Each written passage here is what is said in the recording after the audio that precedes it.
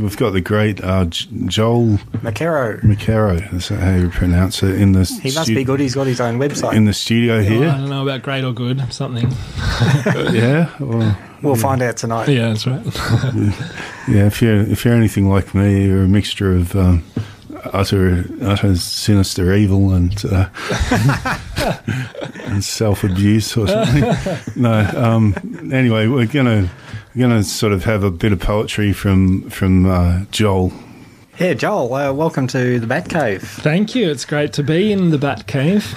Yeah, now, for those of you who can't see Joel, he's fairly tall, he's got pretty bright red hair and dreads. Yes. Which is making me really jealous. Well, you've got the red beard. I got a red beard, yeah. Just slightly going bald on top. Yeah, just a bit. Showing my maturity. I keep all my hair on the inside. Yeah, now, performance poetry. Yes. You have to be pretty extroverted, wouldn't you? Yes, it is. It's a very, it's a very performative experience whenever you do performance poetry, obviously. So up on stage, often performing in front of a lot of people. And in some ways, it's quite self-indulgent in that sense as well, I suppose. It's it's very, everyone look at me as I spout poetry to you. Yeah, but that's the fun bit. It is the fun bit, yeah, and it's very addictive. Actually, it's a beautiful artistry form, and one that, obviously I absolutely love. Well, how did you get into it? Were you precocious as a child? Sort of. No, I had. I've been writing for a long time, so as many people are, just in different ways, writing poetry and creatively and all that sort of thing. But it probably wasn't until it was only about a year ago that I actually got into the performance poetry side of things. And it actually started with one of my students sent me a YouTube link to a guy named Anis Mojgani.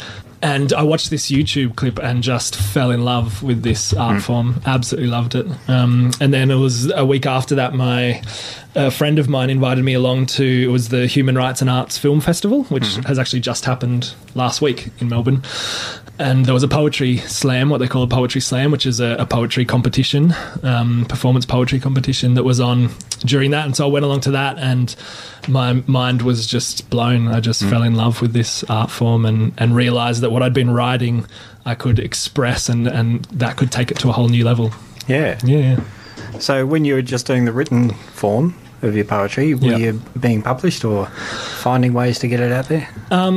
So I did probably about 6 months before I got into the performance side of things, actually released a book that's sort of philosophic / poetry called Beyond Rhetoric, Writings in the Tradition of Khalil Gibran, if you've heard of Khalil Gibran, the philosopher poet. So sort of taking similar ideas to his book, The Prophet there. And so self-published and that book and got it out to lots of people and that sort of thing. So excellent. Yeah. Yep. So when you do your performance of your poetry, I've seen you once at the latest Forest Edge Music Festival, where you're doing it there in the acoustic tent. Yeah.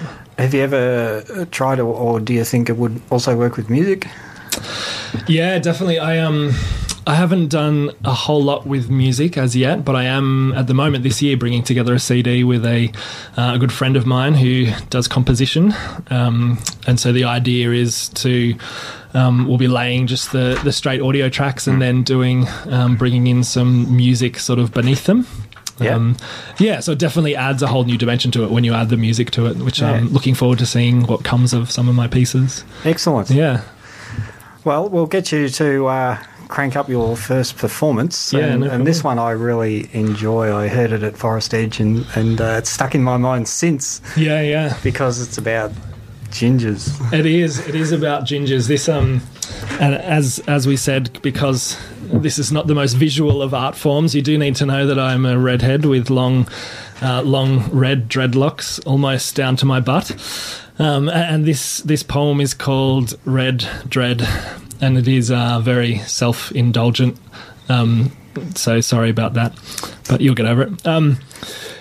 Starts like this. You wish you were me.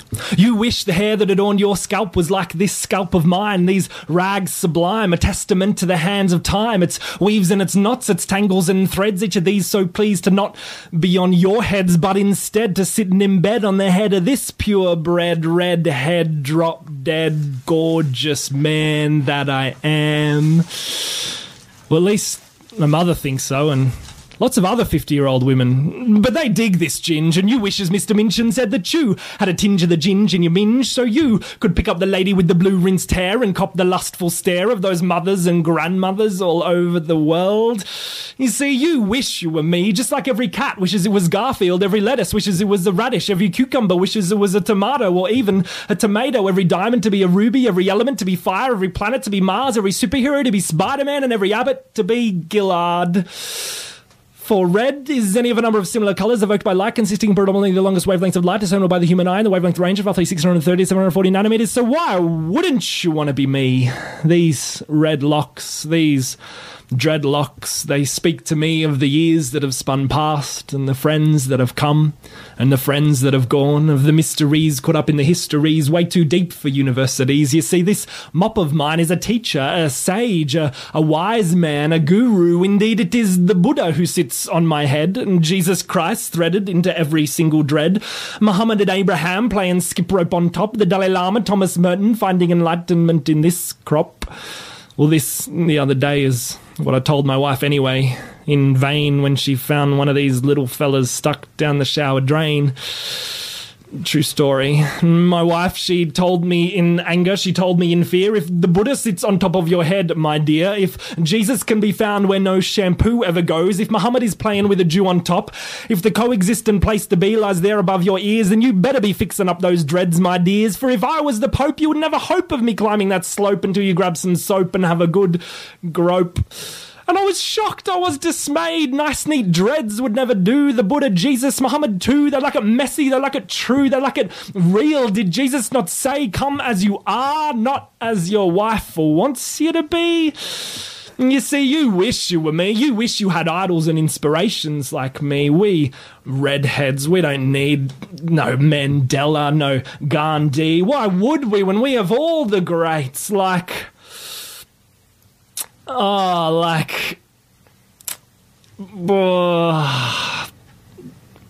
Longstockings? Lads, give me a hand here. Napoleon with the red hair, like Lucille Ball, there's heaps of them. Ron Weasley. We start to get a bit thin there. Like me. Like Greg. Who needs the rest of the world when we have these qualities? We are passion and fire and anger and rage, and we are lust and love with cherries on top, and we are socialism, communism, bullfighting and blood, and we are stop signs and fire trucks, so who gives a flying freckle? We do, because we have so many of them. So call me a ranger and call me a rasta, call me a ginger and call me a hippie, call me bloodnut, copperhead, matchstick, fire truck, beetroot, Garfield, big red carrot top, bluey, but I know something you're all just beginning to see. You all wish you were me.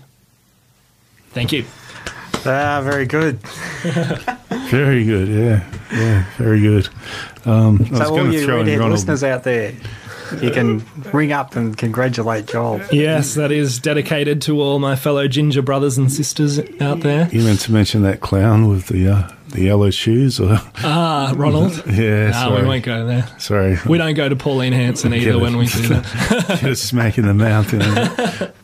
No, that was good. Yeah. Thank you. Thank you. Very interesting. So, there's a lot of, apart from rhyming, there's a lot of work in meters and all that sort of thing in working out a poem that can be spoken like that. Yeah. Do you find you sweat over these things as much as, say, a musician would doing a song? Yeah, totally, definitely. It all depends on the different pieces. So some pieces will just flow out in one sitting. It'll be half an hour, and it'll come out, and it'll be great. And it might need a little bit of tweaking, but it comes out. But other pieces take months and months of just sort of line by line and verse by verse. So sometimes it happens very smoothly. Other times it does take a while to get out exactly how I want to say it. And yeah.